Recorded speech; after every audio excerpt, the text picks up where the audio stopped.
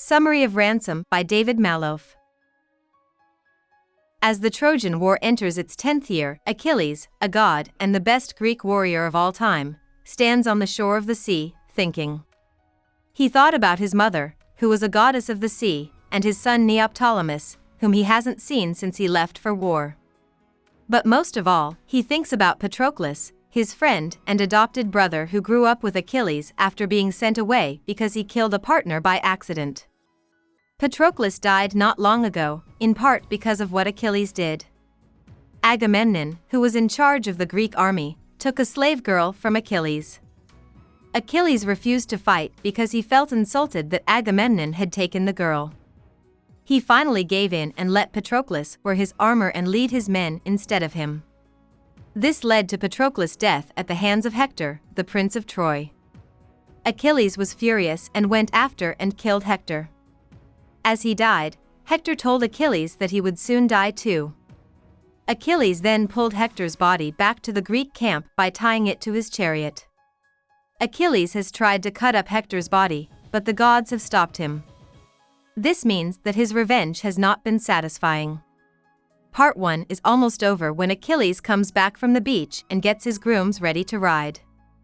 He ties Hector's body, which has miraculously healed again, to his chariot and drives around Patroclus's grave, thinking that this will finally make him feel better.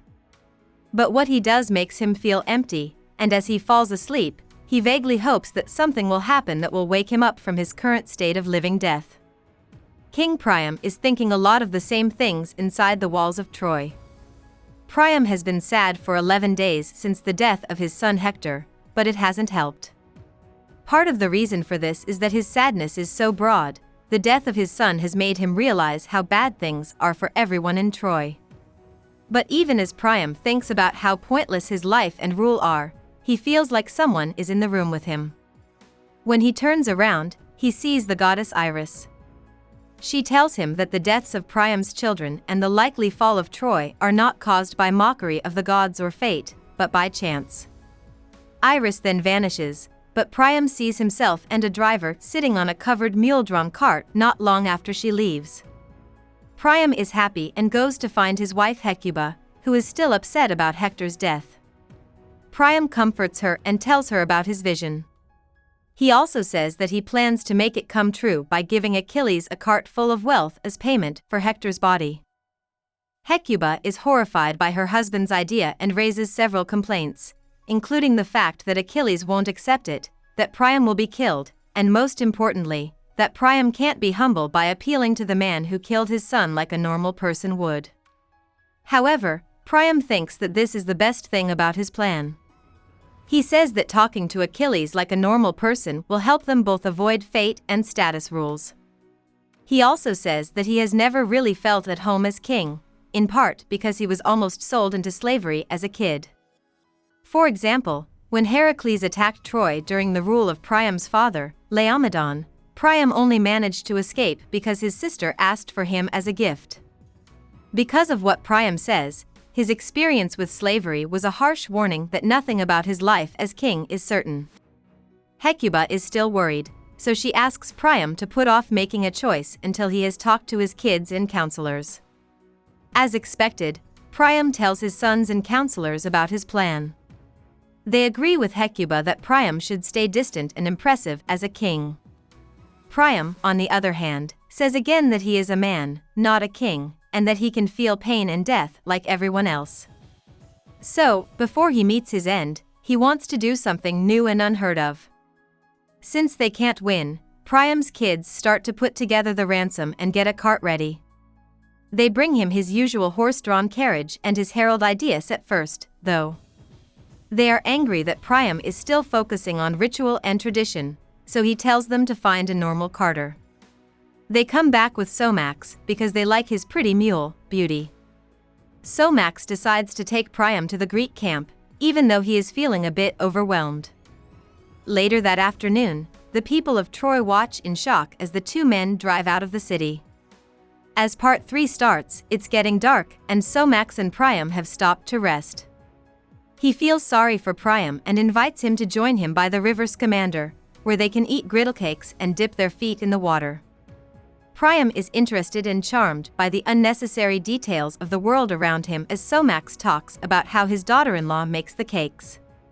He asks Somax to tell him more about his family, and Somax says that he only has one granddaughter left, a daughter who has a fever right now.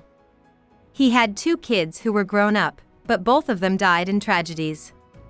Once more, Priam is moved by how personal the man's stories are. The two start their journey again and come across a young man who looks like a Greek fighter but is actually the god Hermes. He tells Priam that Achilles sent him as a guard. Priam and Somax are a little skeptical of his claims and his cocky attitude, but they agree to let him help them. When they cross the river, Priam learns that Hermes is there to help them get to Achilles' hut. The god confirms this. The idea that the gods have blessed Priam's goal gives him strength. At the end of part 3, the group arrives at the Greek camp. At the same time, Achilles is in his hut, watching his men eat and being angry at Automedon, the new servant who has replaced Patroclus. Achilles turns around because he thinks he feels a god nearby and hopes to see Patroclus' ghost. He sees an old man instead, which he first thinks is his father Peleus, and he falls to his knees in front of the guest. This scares Priam, but he tells them who he is and why he's here, and Achilles confirms the story with Somax. Once Achilles has sent Somax to get food, Priam begs him to be a father, using Achilles' connections with both Peleus and Neoptolemus to help him. Achilles is moved, and even more so when he sees Neoptolemus killing Priam after he dies, so he agrees to do what Priam asks. While Priam rests, Achilles goes to get Hector's body, which is once again clean. Achilles, on the other hand, is no longer mad. In fact, he feels like he stands with Hector. He quietly thinks about his own death as he watches the women wash and prepare the body before waking Priam. During a meal, the two men agree to stop fighting for 11 days so that Hector's funeral can happen. Finally, Priam is getting ready to leave.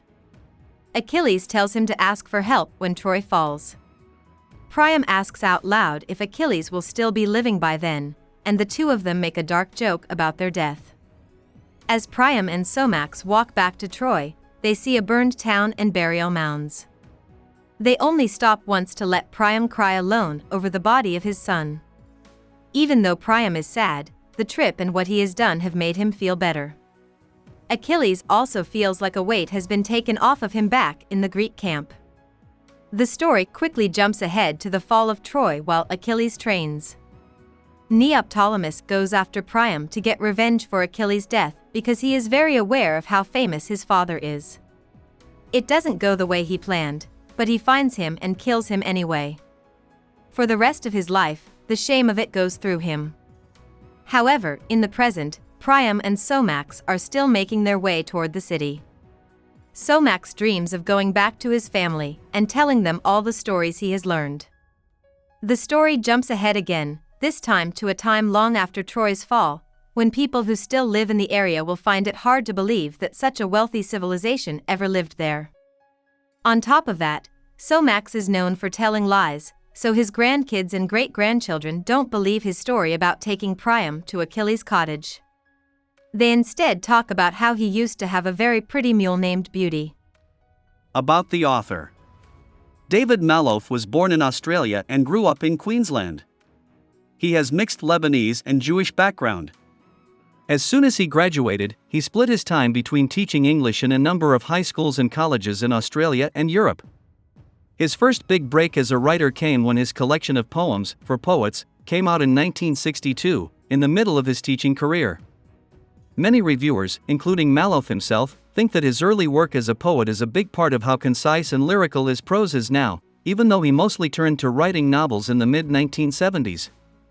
In 1978, Malouf released his second book, An Imaginary Life, which got a lot of good reviews. He then quit his job at the University of Sydney to write full-time. Malouf has written a lot of different kinds of writing, such as 9 novels, 10 collections of poems, short story collections, essays, and even the librettos for several operas.